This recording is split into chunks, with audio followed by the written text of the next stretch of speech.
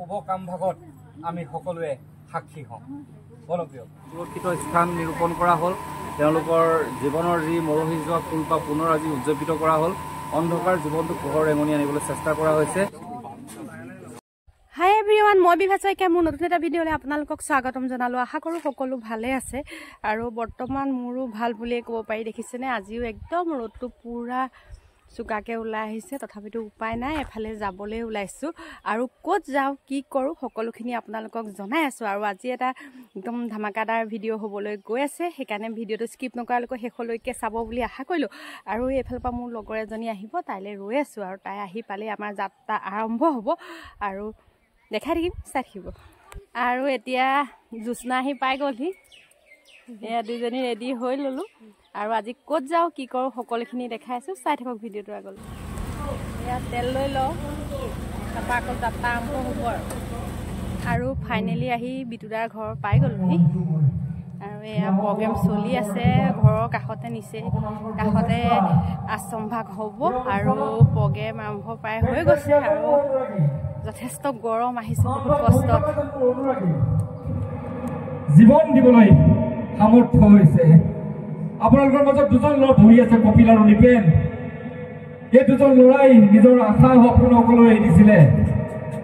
এই দুজন ল'ৰা আজি সপোন দেখিবলৈ আৰম্ভ কৰিছে।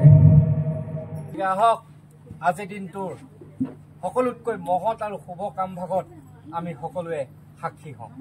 বলপ্ৰিয়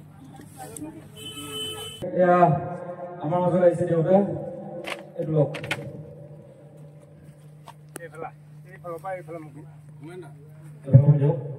এয়া আমাৰ পবিত্ৰ কাৰ্যসূচী, এয়া হ'ল মোৰ বৌদেউতাৰ প্ৰফুল্ল ডেকা আৰু আমাৰ নামঘৰীয়া, এয়া আমাৰ বৰদেউতা।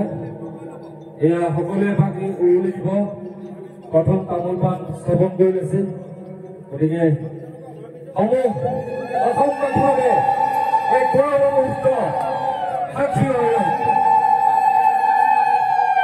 এয়া সমূহ অসমবাসীভাৱে গৌৰৱ মুহূৰ্তত যি সপোন আজি গছ পুলি ৰোপণ কৰা হ'ল, সপোনৰ এটা গছ পুলি ইয়াৰ পৰা আশ্ৰম হ'ব, ইয়াৰ পৰা দৃষ্টিহীন লোকসকল সুৰক্ষিত হ'ব।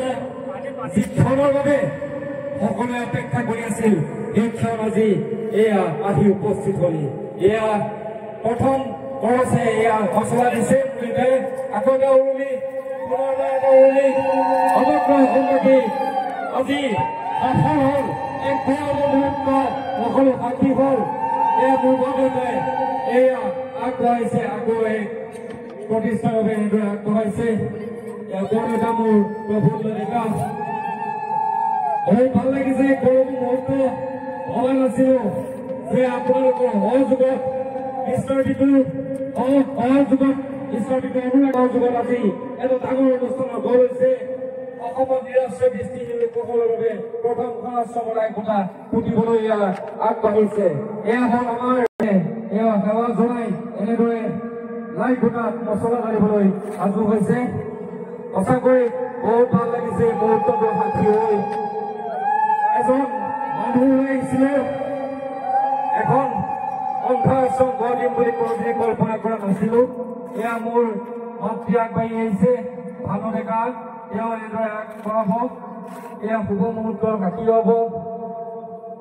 গতিকে সমগ্ৰ অসমবাসী আজি সাক্ষী হৈছে শুভ মুহূৰ্তৰ বাবে। বহুতে এটা ডাঙৰ পৰিকল্পনা, প্ৰথমখন দৃষ্টিহীন আশ্ৰম, প্ৰথমখন অন্ধ আশ্ৰম অসমৰ আজি থিতাপি ল'লে। আজি এই গছৰ পুলি ৰুলো, এই গছৰ পুলি ডাঙৰ হৈ অসমৰ যিমান নিৰাশ্ৰয় দৃষ্টিহীন মানুহ আছে প্ৰত্যেকজনকে সুৰক্ষিত কৰিব, তেওঁলোকৰ অন্ধকাৰ জীৱনত পোহৰ পেলাব। এয়া হ'ল অসমবাসীৰ বাবে গৌৰৱ। ধৰক আজি মিষ্টাৰ বিকুয়ে হাত নাই, ইয়াত সমগ্ৰ অসমবাসীৰ হাত আছে। এই অসমবাসীৰ চাপৰ্টত আজি প্ৰথমখন নিৰাশ্ৰয় দৃষ্টিহীন আশ্ৰমৰ লাই ঘোটা স্থাপন হৈছে। অনুষ্ঠানটা গঢ় দি ল'বলৈ আয়োজন কৰিছে। এই খুচিতে আমি ধন্যবাদ। এনেদৰে হৈ গ'ল সমগ্ৰ অসমবাসীৰ বাবে গৌৰৱৰ মুহূৰ্ত। সমগ্ৰ অসমবাসীক গৌৰৱ অনুভৱ কৰক। হাজাৰজন মানুহ আহিছে আজি এই লাই ঘোটা প্ৰতিষ্ঠাত। এখন অন্ধ আশ্ৰমৰ যি নিৰ্মাণৰ আজি শুভ উদ্বোধন হৈ গ'ল।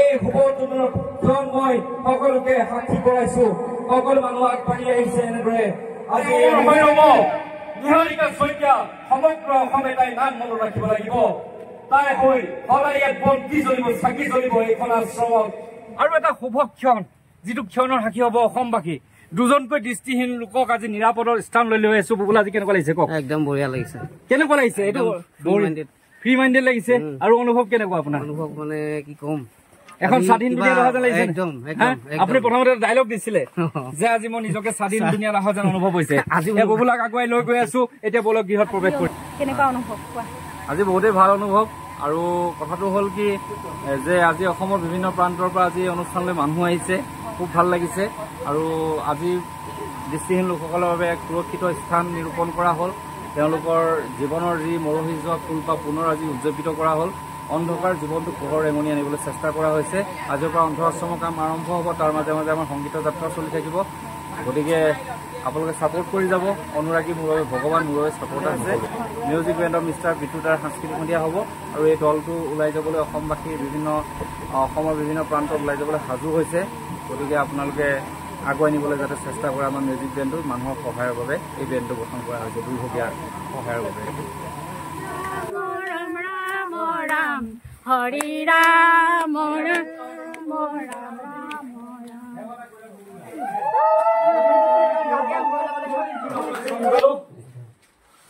তাত থকাতকে ফিলিংছ কওক আজি সঁচাকে মানে কি একদম নিজকে খুব মানে আজিহে মোৰ স্বাধীন যেন লাগিছে এটা বন্দিত্বৰ জীৱনৰ পৰা আজি মুকলি হোৱা যেন লাগিছে আৰু বহুত কথা আছে যিখিনি কথা মই কেতিয়াবা লাইভত কম আজি হ'ব আজি সুখৰ মুহূৰ্ত আপোনাৰ আৱেগৰ মুহূৰ্ত কৰিব নালাগে মই কৈছিলো যে মোৰ দেউতা ককাই বনোৱা ঘৰটো এটা শুভ কামত ব্যৱহাৰ কৰিম তাক কৰি দেখাই দিলো মিষ্টাৰ ভিতৰত যি কয় তাক কৰি দেখাই মনত ৰাখিব এতিয়া বিটুদাৰ মানে যি পুৰণা গৃহত তেখেতসকলৰ গৃহ প্ৰৱেশ হৈ গ'ল আৰু লগত পাইছো এই পিংকিক পাইছো কেনেকুৱা খবৰ মই ভালে আছো আৰু আজি এনেকুৱা এটা শুভ ক্ষণত ইয়াত উপস্থিত হ'বলৈ পাই নিজকে বহুত সৌভাগ্য যেন অনুভৱ কৰিছো হয় বহু দিনৰ এটা আশা আছিল বিটুদাৰ আজি সফল হৈছে আৰু অসমবাসীৰ ৰাইজে সকলোৱে সুখী হৈছে এই সুন্দৰ ক্ষণত ইমান এটা মহৎ কাম কৰিছে তেওঁ আৰু বিশেষকৈ বিটুদালৈ বহুত ধন্যবাদ আৰু তেখেতক যিগৰাকী মাতৃয়ে জন্ম দিছে তেওঁ বেছি সৌভাগ্যৱান তেওঁ গৰ্ভত এজন ইমান সুন্দৰ সুসন্তান এজন জন্ম দিছে গতিকে খুবেই বহুত বেছি ভাল ময়ো এগৰাকী মাতৃ হিচাপে খুব সুখ অনুভৱ কৰিছোঁ আজি ভাল লাগিছে আজি দিনটো নিজকে মোৰো খুব ভাল লাগিছে যে আজি এনেকুৱা এটা অনুষ্ঠানত আহি পালোহি আৰু তোমাকো লগ পালো ভাল লাগিছে তোমালোককো লগ পালো বহুত বেছি ভাল লাগিছে আৰু এতিয়া লাইখুটা স্থাপনৰ অনুষ্ঠানৰ পৰা আমি ঘূৰি আহি আছোঁ দেখিছেনে আজি ইমান ৰ'দ যথেষ্ট গৰম বহুত কষ্ট পালোঁ গৰমতে একদম ঘামি জামি ক'লা মোলা হৈ অৱস্থা বেয়া হৈ গ'ল আৰু আজিলৈ ভিডিঅ'টো ইমানতে সামৰোঁ বুলি ভাবিছোঁ যদিহে মোৰ ভিডিঅ'বিলাক চাই ভাল লাগে লাইক কমেণ্ট আৰু শ্বেয়াৰ কৰি দিব নতুনকৈ অহাসকলে চেনেলটো ছাবস্ক্ৰাইব কৰি দিব বাই বাই